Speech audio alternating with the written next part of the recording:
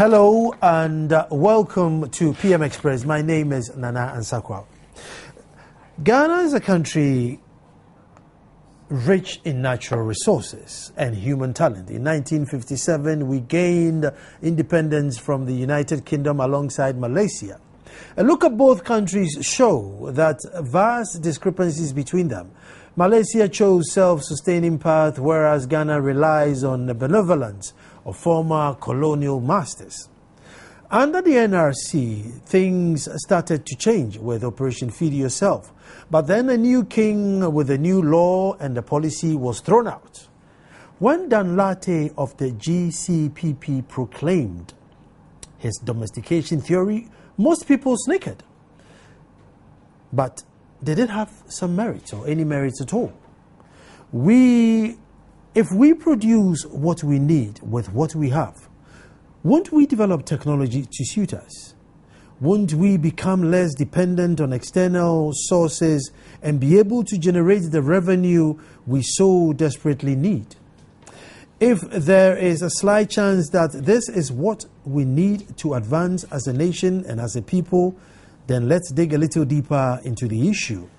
Dan Lartey himself has taken eternal rest, but Dr. Henry Herbert Lartey has lived these philosophies all his life, and he's my guest on PM Express this evening. Now, if you see me while I'm not in a suit and I'm all domesticated up, it's because I was going to talk about domestication. And with me, ironically, is that, I have to excuse him. He came from a very formal meeting, so he's dressed formal. But within him, it's very domesticated. Welcome, Doctor. Thank you very much. I'm sorry to disappoint you. I didn't mean to do that. The Business and Financial Times, of course, have held the Innovation Forum, and I was invited, so I had to dress up this way. It's not too bad. I can be very domesticated at the same time. Look very Western. No, I think you don't owe any explanation. We know you're very domesticated. I still have the Ghana flag here. Doesn't make a difference. Welcome to the show anyway. Thank you. It's funny, because I remember the first time I heard your dad speak. The politics, the campaigning and everything was on back 99/2000. Driving from sort of Tetekwashi past Kaneshi Market to First Light. And I also laughed. Because every question that he was asked, he tried to justify that if we find a way to progress whatever that issue is domestically, be it education, agric and everything. So I called my friend and said, are you listening to the radio? He said, yeah, and we all laughed. So I'm guilty. One of those people who laughed. But by the time now we know that he had the last laugh. What type of a dad was he, Dan? Let's start from there. What sort of a daddy was he? Yes, he was a very strict dad. Very, very strict, to be quite honest. But he has a very warm heart. He always had focus. Knowing him as a businessman, his focus was impeccable. Mm-hmm. The late Dan Lartey, my father, we used to call him Tyrant at Home. Because he was so strict. Actually became very successful after doing very well in Stradro, going to all the local schools, and then coming to Accra, where his great-great-grandfather comes from. Mm-hmm. His mother is a Fanti, so he's 75% Fanti. Okay. And when he came to Accra, he met my mother. My mother's father was the late Henry Herbert Mam. I was named after him. MBE. He was Deputy Assistant Colonial Secretary, which meant Deputy Governor. So when he fell in love with my mother, my grandfather advised him when there was a strike at the Unilever, which is UAC, don't go and strike, do your work properly.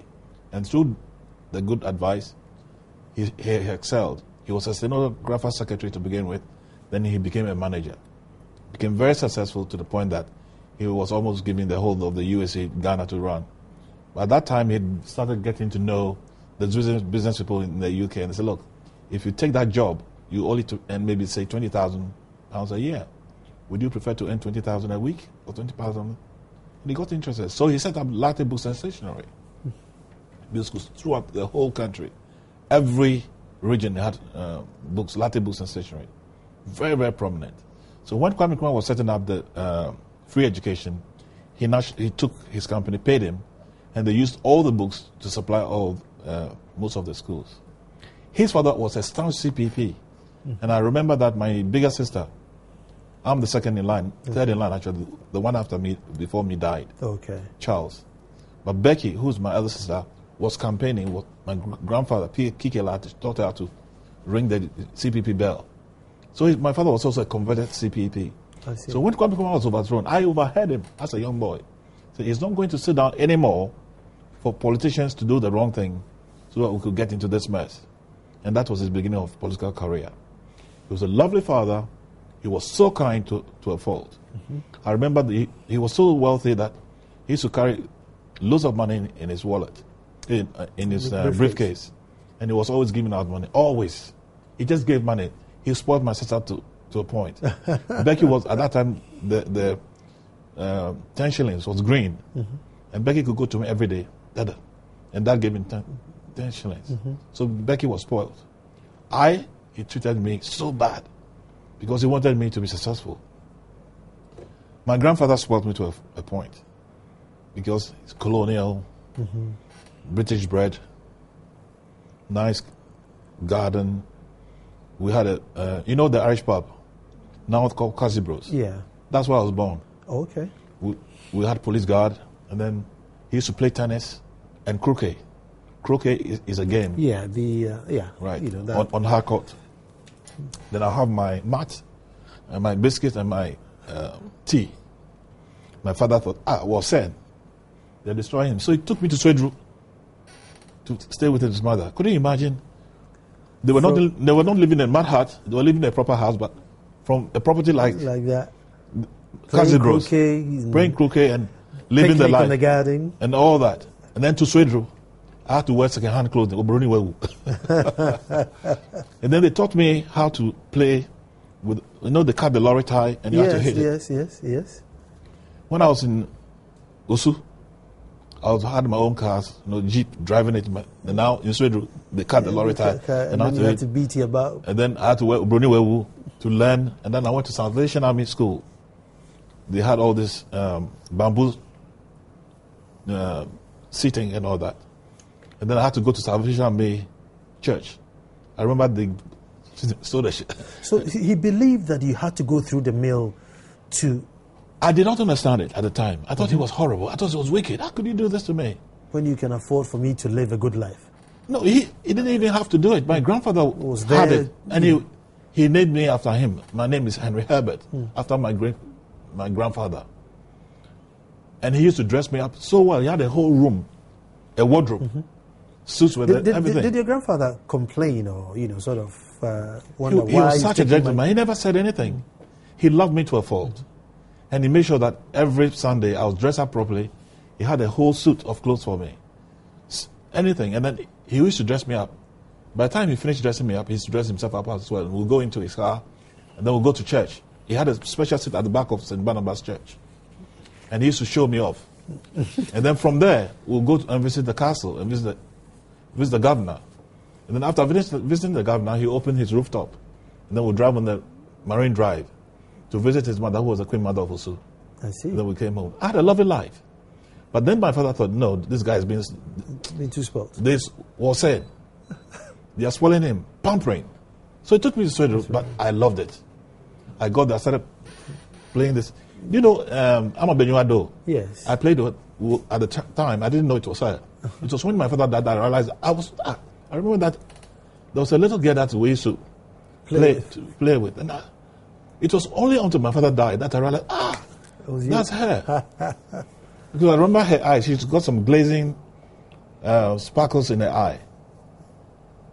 So it was when my father died, we were talking, and I saw those eyes, and I said, so it's you.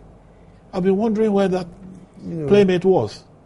So we played that. How did it shape your life? This, At that time, I was distraught.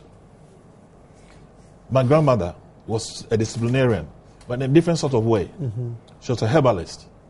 My father learned a lot from her as well. After being spoiled with eggs and meat and all that, I went there, my grandmother put the kink in my pap and put some small sauce on it and some meat. And I put the meat straight in my mouth because that's how I've been brought up. I am from Bon. How can you eat your meat first? Did you go to Nam? What a grandmother. But now looking back, that's how they train people. And doing so, I got to learn my father's way, the way he was brought up. Then later on, my father built his own house in First Light, Carnation, and we all moved there. He was a lovely father, there's no doubt about it. I got to know him more after I went to the UK. And he started having his challenges with the government that was here. He used to come and stay with me, and we used to talk. I used to drive him around London to visit his political friends. The first finance minister, Ayakumi. I met several of them. Kojo Botio, who they used to come and visit. Okay. I met ASA Aban. I met, Kwesi Saki. And I met so many of the politicians. Then I started beginning to enjoy and listen to history, about Ghana history and what was going on. So as a father, he didn't force me into politics, but he always talked politics. Look, you meet that, 5 minutes, family matter, finish. The rest is politics. He lived his life after doing his business, politics.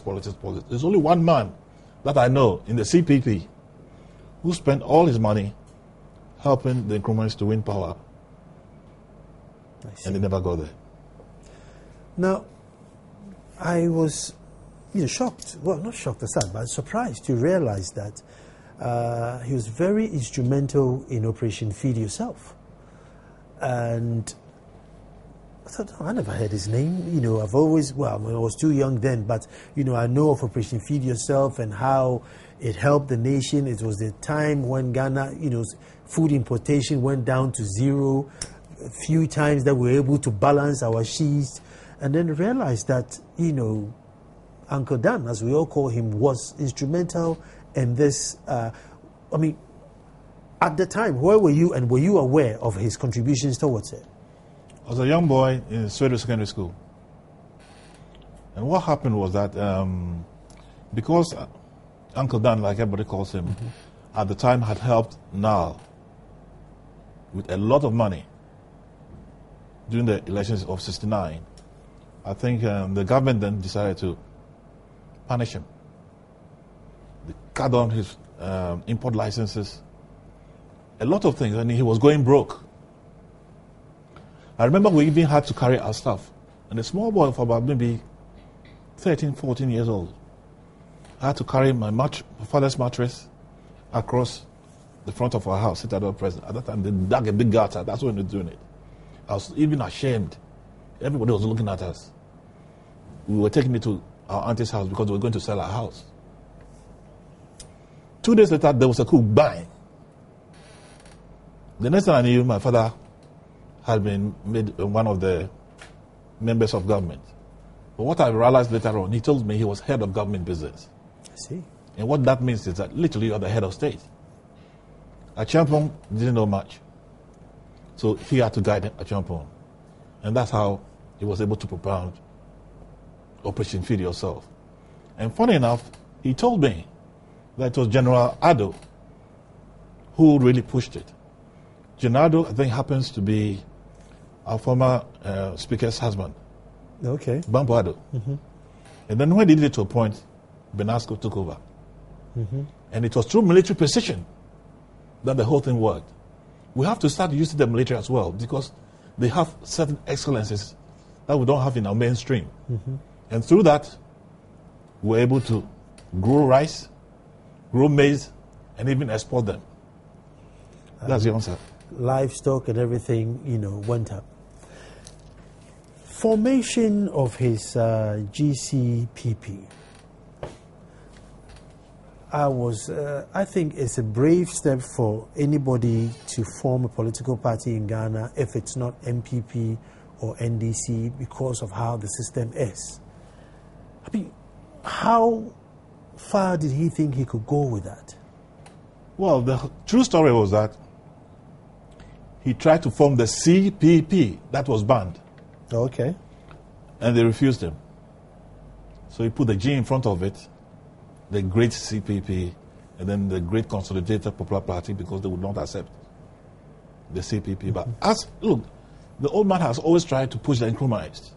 He spent so much money trying to bring them together. And there were always force and things like that. But as he was getting nearer, there were others too who were working behind him. And when they refused him with the CPP, by the time he got himself involved in the GCPP, the CPP had been formed again. What he wanted to do was to bring all the Nkrumahs together in this GCPP. Unfortunately, others, or fortunately for them, were able to bring back the Conventionist People's Party. But he never looked back. He went forward, and the rest is history. Even though he did better than the CPP did, and he still do better than the CPP did, would it have been better to team up? That did so well. He tried so many times, and sometimes I went to the meetings with him, although many people didn't realize that. But unfortunately, I don't know what was there. Some people would always try to destabilize whatever he wanted to do. And even now, you can see it's still there. Samia is doing so well, but people want to destabilize her. It's unfortunate. I don't know where that thing came from. But the old man fought so many years. I have a whole record of his meetings. It's all there. I've got the stock. Kweku Baku says he's got documents. You come and see my documents. Of him trying to team up the CPP together. CPP, NRC, a lot of things in business. The amount of businesses he ran was incredible. And he kept all the files. I have them there. I mean, 1st of August, he would have been 89? 86. 86. You must miss him. He sounds like a dad who you can feel his absence. I feel his absence now. He's a very, very powerful man. Had a lot of convictions, straight to the point. He never wavered. That's that. I know we've talked about it, but where the conversation is going to go is we're going to look at Ghana today and what we would have been if we had followed this domestication, that we all snickered and laughed and joked about it.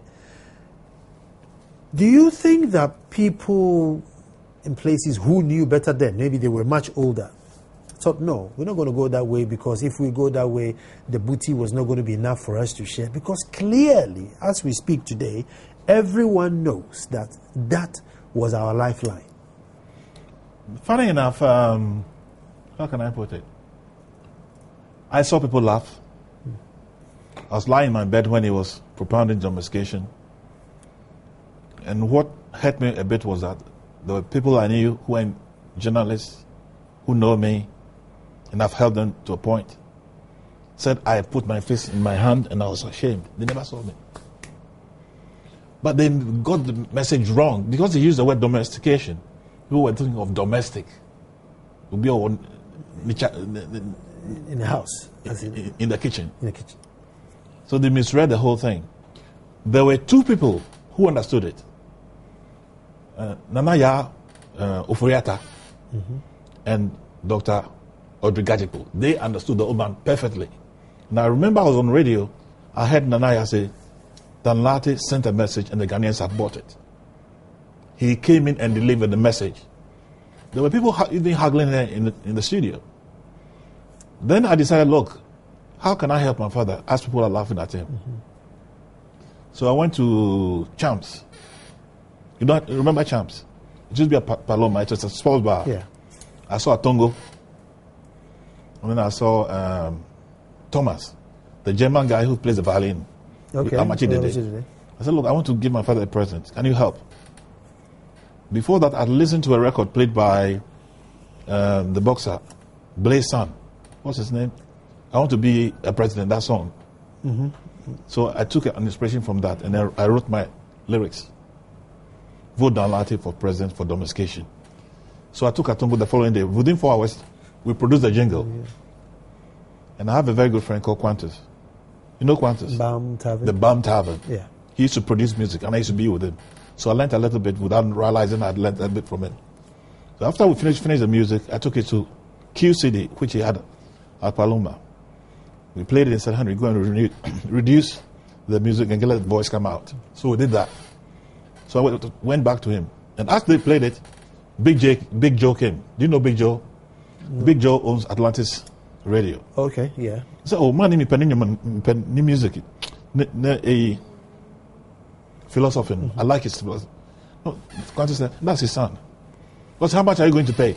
Stay there. We're going to come back and continue the music. We're taking a quick break, and then when we come back, we'll continue. But in the second half, we're going to look at Ghana today and domestication. What would Ghana have been? Stay tuned.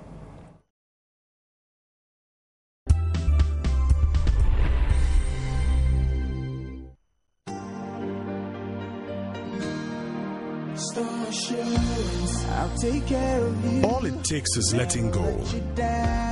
I'll always be by your side. It's only when you do that you truly win. Wipe away your tears. I'll be your best friend. That's when you experience the magic of each moment. Like it's the first time. All it takes is letting go. A great man once said, "The world is won by those who let go." At Star Assurance, we take care of the things you care about, so you are free to be all you can be. Let go and let Star. Talk to us today. Star Assurance, your solid partner. We go to the grassroots to talk to the people who make this country and get their peculiar stories. We are suffering because the station, we are more than the station. The DC, we don't like the DC. There must be change, but it must be in a positive manner. I've driven Satan away, and my chiefs are not saying the Lord's Prayer and things like that. We bring you little known facts and find solutions to basic problems and issues. I have the assemblyman with me here. Maybe you're not tackling the core problem. How do you live in a place like that? The first concern was 150 pipelines. This has been the issue even, like 3 years ago, right? It is where you live, your story, your voice. My community, your voice. Showing Tuesdays at 6:30 p.m. and Saturdays at 7:30 p.m. on Joy News on Multi TV. Habitat Fair 2013 coming up 23rd to 25th August. Venue National Theatre. For registration, call 0302 211 688 or 0244 340 435.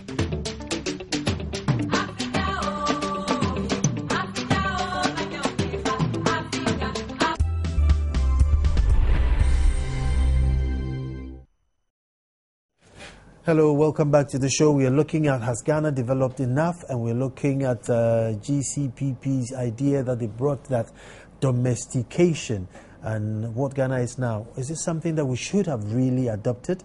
Doctor, I'll let you finish up with the music and then we'll go to the principles and everything of GCPP. You want to play the music that was a jingle or something else? I don't think I have it. So you were explaining to me about how Big Joe accepted it and then what produced it for you.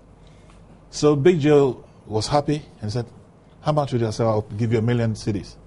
So he said, look, I'll play it every minute. And he started playing it on the Saturday. Everybody was hearing it. They didn't know what was going on. Then on Sunday, I went to Peace.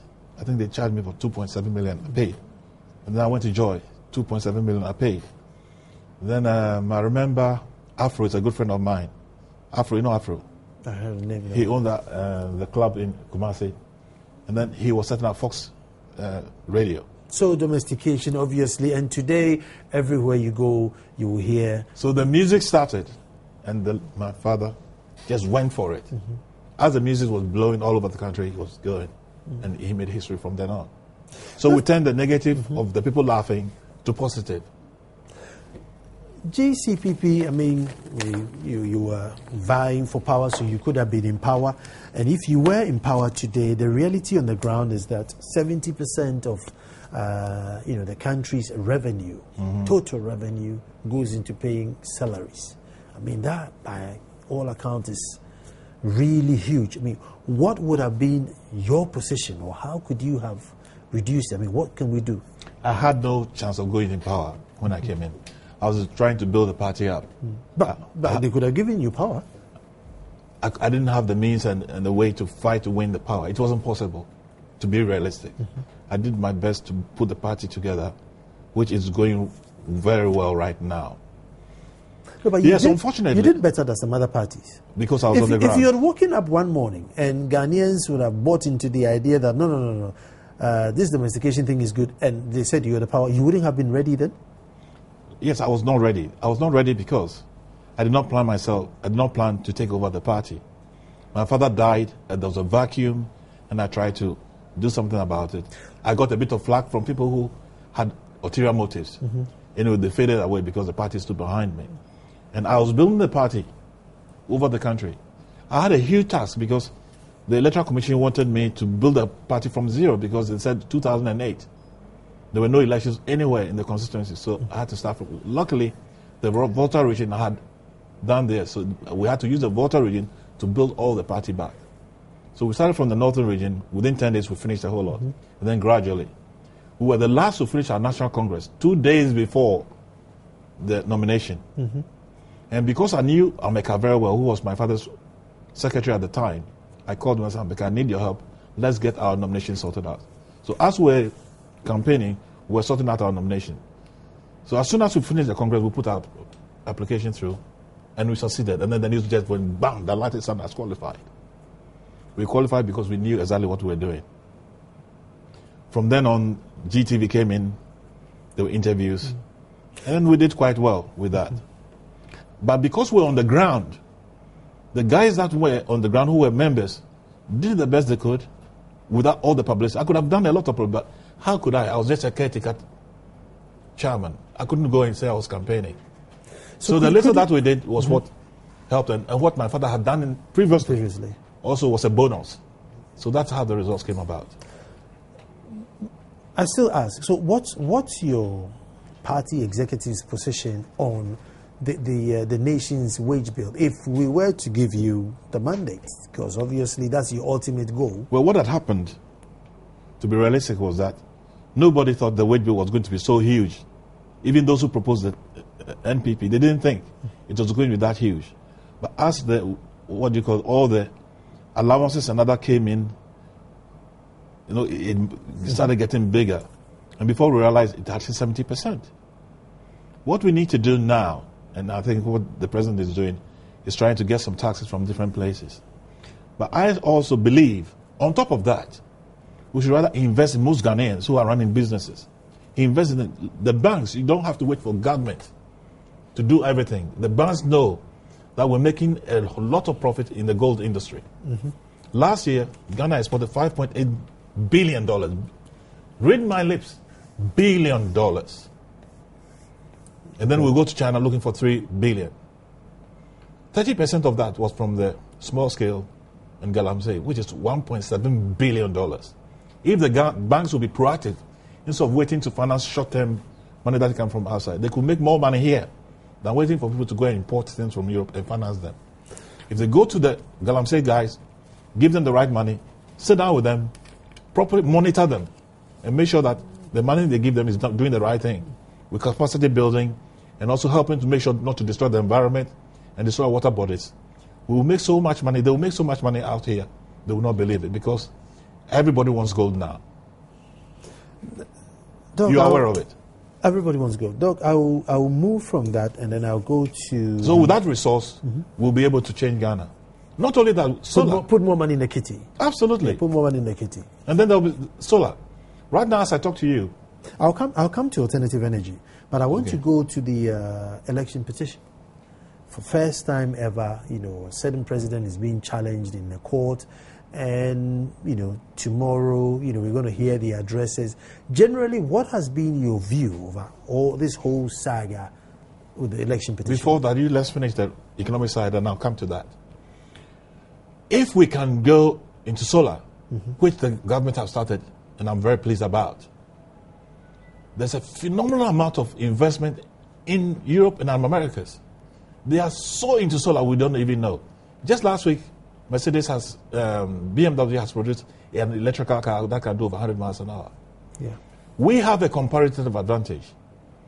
They have produced cars that fit to the fossil fuels petroleum and all that. And it took them a long time to get their act together by getting the right pumps. We haven't done anything. So if we can think fast and go and grab these resources into our country, Ghana, it's in billions of dollars. And we can make trillions of dollars. We can build solar panels here. And even money goes to where there's money. Once they see that happening, they'll come and build electrical cars. We can create jobs. The young people can go to schools here, solar schools. They all come and learn from us and we'll make money. We're not doing that yet. But if we do that, then we'll be okay. Look, the issue is we only have 200 megawatts spare. 200 megawatts of electricity. Apparently, we've managed to boost it to up to 200 spare. Now, that is not enough to run any serious factory. Solar can do a lot. That's what I'm talking to you about. Solar, an other alternative source of energy. We can do so much. Biomass, wind power, and solar, especially the solar. Oh, so you say adding solar on top. to okay. Add it on top. No. And also improve what we have. The hydro, we can build a lot of hydros on the water, even now. On the we can build.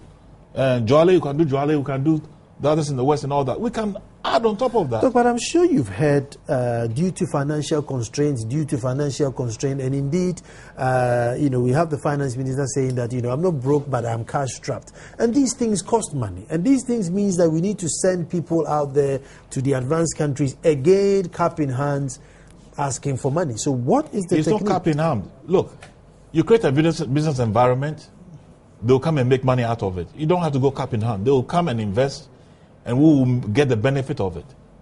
As I talk to you, we can bring in over $500 billion into Ghana to do solar. I know how to do it. It can be done. And I don't have to be present before I do that. We can do that now and make sure that the country is moving forward. We can do it. Doc, if you look at the GDP that we produce as a nation, yes. If you were not from Ghana and I said come in with 500 billion, you would probably look at the GDP of the country and think, no. It doesn't work like that. I have more money than the whole country can produce in a year. Why would I want to go Even Mercedes-Benz produced 75 billion. We're doing 35 billion in motor cars alone. The man is looking to make money, trillions. He's not looking at what you are producing. He's looking at what he would make. But where's the market for us? What market? If you had 500 Europe billion. needs that needs that energy.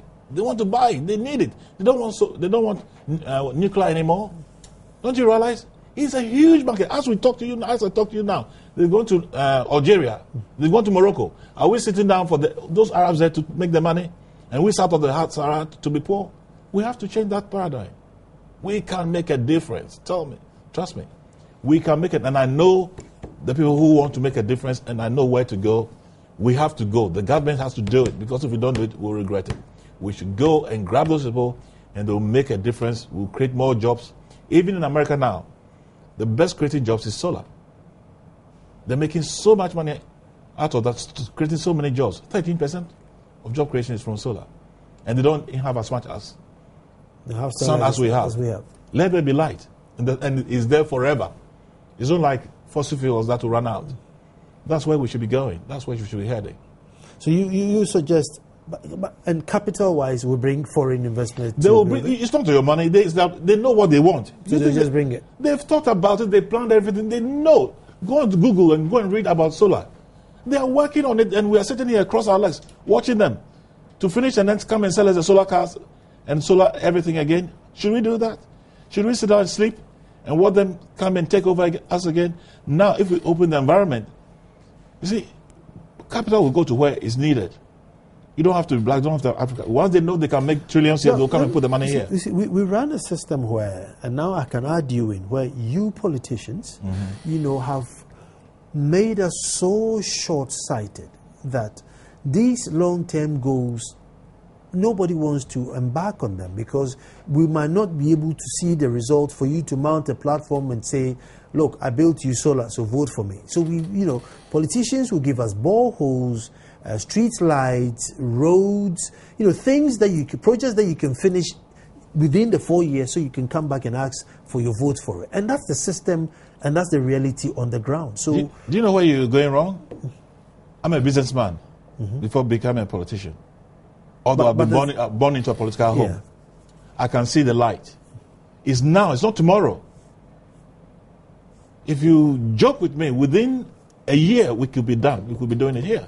It is possible. They are ready. As I talk to you, it's happening in Algeria. No, I'm not saying I'm not saying it's impossible. What I'm saying is the system and the climate that we have created here. We have a system where somebody will sell his or her vote for a T-shirt. He will vote for somebody because they got a T-shirt, probably $1, and that's the system. And they are not in the minority. That person, if you tell me vote for me because I am building a solar panel, which in 20 years' time is going to make you rich. It's not 20 years. It's next 2, 3, 4 years. It's going to change. Change that paradigm. It's happening now. And people are listening. And why are governments not embarking on it? I'm sure they will do it. I don't think they are negative. Mahama is a strong man. He thinks forward. I haven't heard any solar energy campaign. He's gone to the north. He set up solar. 2 megawatts? Yeah, that's a start. That's a perfect start. You have to start from somewhere. Doing nothing is not good. He started. But he can do more. And if I have to go to him, I'll sit down and talk to him and advise him on how we can move this country forward. We have to do that. We don't have to be presidents of Ghana to change Ghana. We don't have to be. But in the process, if you're doing that and Ghanaians decide that you can do better and they vote you in, fine, we'll do it. It's as simple as that. Domestication about what? Domestication. We don't believe in ourselves. People would rather buy, pineapple juice in a carton from Europe, even though the pineapple was probably planted or grown in Nsawam, where I prefer to buy this one because for me it's prestige. Your guest that comes says, oh, this is from a brochure. And that's how we are as a people. We don't believe in ourselves. We are grown that way. So we don't buy into our own. And that's why we are here today. You see, I don't buy into that. Oh, but that's the reality. I don't buy into that. Look, I mean on the ground. I live with farmers, poor farmers, and I finance them, and we had the largest organic producing and exporting farm in the world, in Ghana. Lati Associates is the certified largest producers and organic papaya produce in the world, in Ghana. But we as Ghanaians don't believe in it. I'm not saying you can't produce. No, well, whether they believe or not, the action is that we are. It doesn't matter. So long as we start producing the juice, whether they like it or not, Ghanaians will consume it. Let me rephrase my question. The domestication agenda will fail because we don't believe in ourselves. It will not domestication, fail. You're telling us that when my father was talking about domestication, I was producing. That's not domestication. I was producing with small farmers. We produced pineapple, we produced papaya, which was our core business, and we exported them to all the supermarkets around the world. Tesco, Waitrose, Sainsbury's in the UK, Teagood, Plus in Germany, Ahold in Holland, ICA in Sweden, Home Foods in the US, Pro Organic in Canada. And was that on domestication? You didn't hear about it. But we're working, we're making things happen. I am not saying that you cannot export anything abroad from Ghana. What I am saying is that I'm sure you drove from wherever you live to your meeting today, and all the items you saw the boys selling on the road, all by the sugar cane and the pawpaw, was imported. And there were nothing, even matches is imported. Now, I agree with you, yes. Yes, so what I'm saying is that, but domestication is telling us that no, fix your own matches. Don't import it. Absolutely. But here we are, we don't believe in the Ghanaian made matches. We want the one that says made in Sweden. And that's how we are training the generations after us. So how do we then get people to believe in themselves, then to buy into domestication? That's why I'm trying to lead to. What I will say, I said this earlier on, when I explained about the Galamsey and small mining people. If the banks will go in and be proactive and finance Ghanaian businesses, they can do that. Even now as I talk to you, those who are importing rice, if the banks will finance them to grow rice, within a short time, they'll be producing more than... Still, the majority preference is on the foreign rice. Because of how it is produced. But now there are machines. You can polish them so well that you will not see the difference. So they have to be proactive and help those who are importing. Because the people who are importing want to make money. And if they know they can grow and make money here, I'm sure they'll do it. That's the paradigm change that we have to do. Can we move forward as a nation with multi-party? Of course we can. You know, you see, multi-party system is not cheap.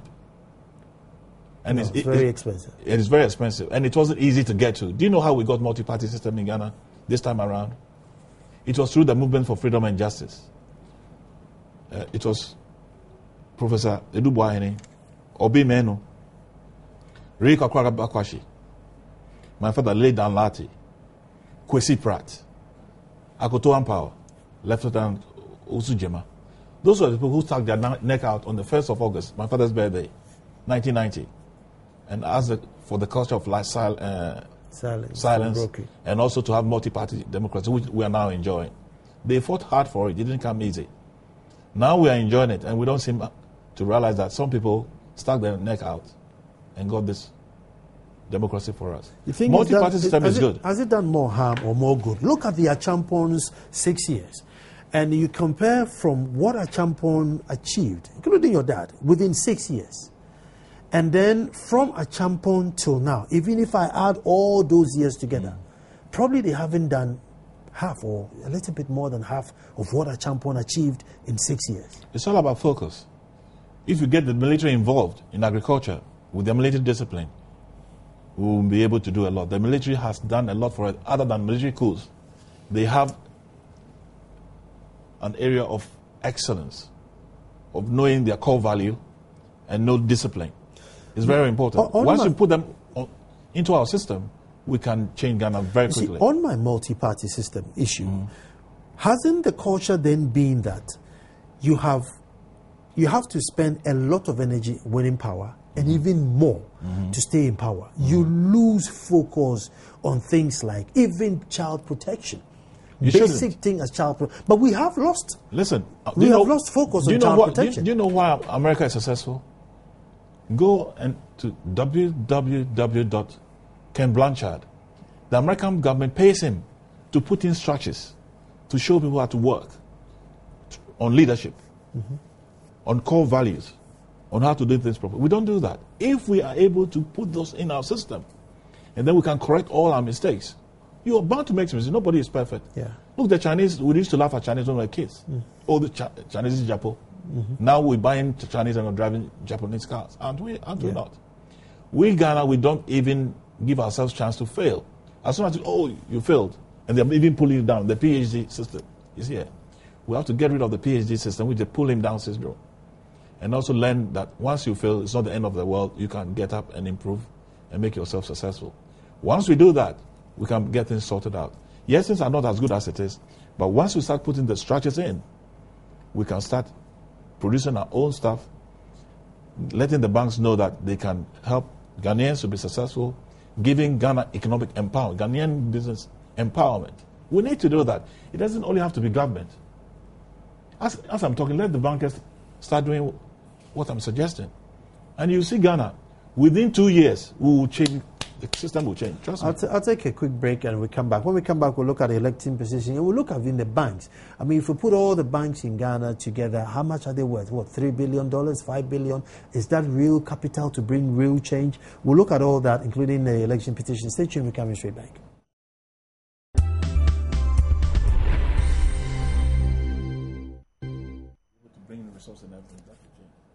Hi, welcome back to the show. We're looking at the state of the nation. Today, my guest is Dr. Henry Lartey, who is the son of Uncle Dan Lartey, who coined the word domestication in GCPP.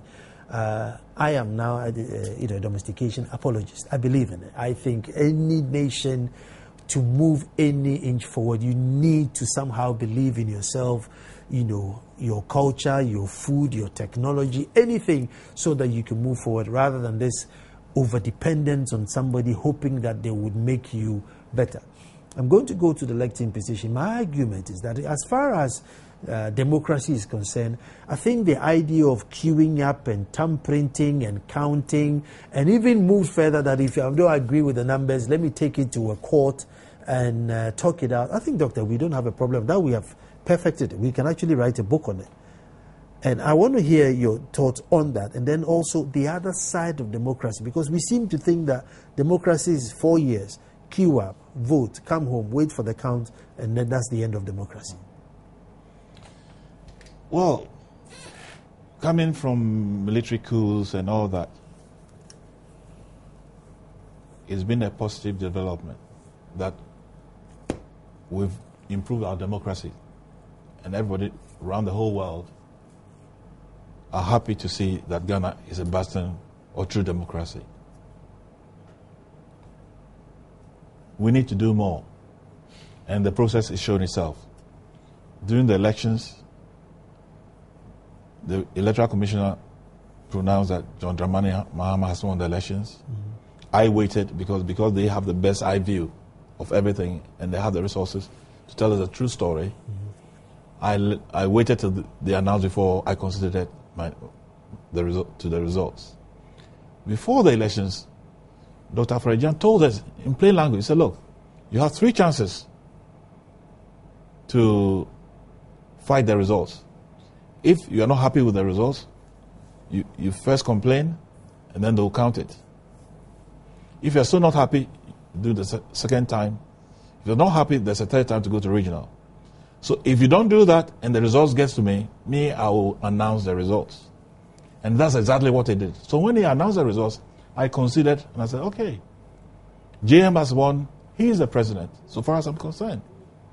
However, for the sake of democracy, my big brother, Nana Akufo-Addo, and my younger brother, Bawumia, and my good friend, Jake, decided that they were not happy with the results. So they took it to court. And what has happened? We all have learned a lot about our electoral system. We are now more endowed. Everybody in Ghana now knows what happens during the elections. And as a result, I'm sure we're going to have a better elections in 2016. But we still have to wait for the judges to come out with their results. And when they come in, we should accept it. Just as Otumfuo Asantene has come out to speak to JM, His Excellency, the President. But you on the ground. Let me finish. And also spoken to Nana Akufo-Addo that please, when the results come out, please just accept it. He has come in as a king of kings with a lot of experience, a lot of knowledge. He did that before the elections through the Kumasi Declaration. We only have 5 minutes. I'm not worried too much about the big boys on the top, because we never see them agitating. It's the guys on the ground, and you speak to people. Well, advise them, yes. So, I mean, what is the message you're getting from your local farmers, your local guys? Because you're a party guy, so they all come round to you. Are they coming to you and say, "Doc, whatever the results come, we're going with it," or are they coming to you to say, "No, we want it slated to the left"? Last week, just this week, was it this week? I was on a program with Dr. Akoto Osei. I found that I know all his friends, and they know me. We don't fight. And I said, don't fight. We are friends. All of us are friends. Even Nanado is a friend to His Excellency, the President. Because during that Kumasi Declaration, I kept hearing him saying, Johnny. Doctor, the boys on the top don't fight. You wait. It's the boys on the ground who fight. Let me explain. My advice to them is don't really go and fight, because we will not fight. We'll be enjoying our food. We'll be drinking palm wine or drinking champagne when you are killing each other, when you shouldn't be doing that. At least you should know that we've all seen what is there. The judges will come out with results, and we should all be civil and let the whole world know that we have got the best democracy in the world. And that will create more jobs. If you don't fight, there'll be more investments coming into Ghana. If you fight, you destroy Ghana. And I don't think any Ghanaian want to do that. They will not fight. Trust me. I believe that they will not fight. Whichever way the results go. Whichever way the results go. We've had the chance to. Was it worth it? Or should they have just conceded and said, look, better luck next time? At first I thought maybe they should have conceded. But now, having seen what had gone around, it's educated all of us. We're all in the know. And we've all improved our knowledge about the electoral process. So it's a good thing that it happened. It's good for Ghana's democracy. Once it's happened, the results come out from the judges, the judgment comes out, and we keep the peace, we'll be having the best democracy in the world. And then you trust me, you'll see the investments that will come to Ghana. As far as democracy is concerned, like I said, with thumb printing and counting the numbers and now even going further to Supreme Court, we're fine. How about child protection, education, health, agri, all that side of democracy? We seem to not do very well at that bit of democracy. Like just I'm telling you, nobody's perfect in this world. We have our faults, we have our challenges, but we can surmount them, we can change them. Would you call these challenges? Of course. I think this is deliberate, selfishness. No. You wouldn't say that? Even if it's deliberate selfishness, we can change that. Who doesn't change? Who does not change in this world? No, but in our system, if we change, then the guy who is going to instigate the change loses out. And so I don't think change is It's all about education. If you put the right processes in. I know a friend who's a capacity building business, Ron Quist. If we employ him and he puts all those measures in any sector of the economy, we will change. Ghanaians are very good at that. I like to say all about education. Yes. I would take two sides of education, i.e. the normal schooling, and then general education in both. Environmental issues and everything. Both. Look at what's on the table. Equally is none. Schooling is not doing it very well. My good friend, and don't be so pessimistic. There's so much opportunity. No, I'm a realist. No, you're being too pessimistic because you're only looking at the negative. Oh, it's not going well. So what? We can make it, we can change this. It can be changed. We can make it look good. From where? From inside. You seem to have given up. Oh yeah, then. It will be, look, trust me, when I started doing my business, nobody thought we could do organic agriculture. Yeah. Most of my farmers were how not many organic agriculture farms have you seen in Ghana? You wait. Other than yours? You wait. There are others as well. I'm not the only one. No, you're not the only one. Yeah. But obviously you have the biggest one. Yes. How many organic farms have you seen that are industrial level in Ghana? But that's the issue. But it starts from zero. It doesn't happen overnight. But we are 57 years old. Yes, but how long is the US? 200 and something years old. How old is England? Thousands of years old. At the beginning, they went through problems. It didn't happen overnight. Over the period, as you go on, you start improving, and you start measuring up, and you start getting better. I know Ghanaians have a lot of experience, a lot of human resources and natural resources. Once we create the environment for the Ghanaian businessman and the Ghanaian intellectual to be free to do what he's good at, you will see Ghana will blossom. On the environment, banks in Ghana today are worth what? Less than 5 billion. The whole, if we put them all together. Yes, so how much business can they generate? And indeed, would they even come together to generate that business that changes a country? Yes, yes, they can. Look, I started doing business in Ghana, no bank finance. And people will think it will not happen. Then gradually, you make 1p, you add another p, and then it mounts up and mounts up and up. And then your pocket is full of money. If you don't believe that you can change things day by day, it will never happen. The mindset that people have is that it should happen straight up. It doesn't happen overnight. It will take time, and you need patience to get it done. And if you have enough patience, things will happen faster than you think. We've had a constitution in 20 years. Within 20 years, Dubai has transformed into something else. China has moved from Japan to something else. Most countries have made a change. Our own Botswana, Equatorial Guinea, have made changes. So after 20 years, if you still have hope and you haven't seen the wheels turn around, we might need to. Have you heard of the story about the tortoise and the hare? At least the tortoise was moving. Yes. So but it was slow. Yeah. We've had our slow periods. I seriously believe that the right mindset, which most Ghanaians have, and the right guidance, and the right people who are... There are a lot of Ghanaians who are very successful, but they do business outside, and they live here. Once they start believing, just like I've gone into politics, that they can gradually harness a lot of resources gradually to help the system, we will get there. I believe Ghana can get somewhere. How do we change our mindset? Look, that's the major factor that's killing us, is our mindset. Look, how do we change? Ghanaians, look, I find the way you're talking as though we shut our minds and don't want to do anything. Ghanaians will move things. They will move things. Look, they don't have the money, but they're moving gold. Why are they moving the gold? It's because the money came from somewhere and they're moving it. The same way, if you put the right environment, they will move things. How can we have Kwame Nkrumah? How can we have Kofi Annan? Those sort of people. How can we have all these super duper Ghanaians doing well outside, and within Ghana we're not doing it? It's because we haven't created the environment. Once we create the environment, watch me, and I'll say, read my lips again. Mm-hmm. Ghana will be the paradise that should be. You may think I'm too much of an optimistic. That is good. You're a leader. You have to be optimistic for people to follow. But it can be done. I've seen worse things in my father's life. With all his money, he lost everything because of politics. But that's the price we had to pay to get somewhere. And now that he's in his grave, he's now smiling.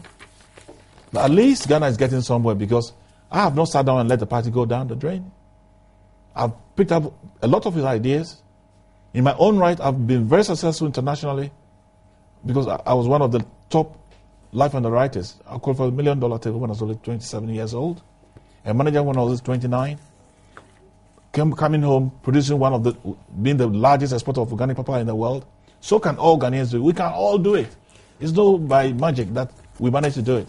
I did it with Ghanaian farmers who didn't have that much education. Thank you very much. We can do a lot. I was talking to Dr. Henry Herbert Lartey, chairman of the GCPP. It's been a wonderful chat, and the son of our own Uncle Dan Lartey, who said that, listen, Ghanaians, let's domesticate, because that is our way forward. I am a domestication apologist, and I believe in it. I think that we should all go that way, and by all means, we will inch forward as a nation. Thank you for watching PM Express. Can I say something? Yes, of course. I'll give you the last one. This is the first Founders Day for domestication. I see. For the late Dan Lartey. That is why I'm so proud to be here, that we can move that legacy forward and try and make Ghana, our homeland Ghana, the best place to live in the world. On that note, I say have a good evening, and we're back here tomorrow to do it all over again.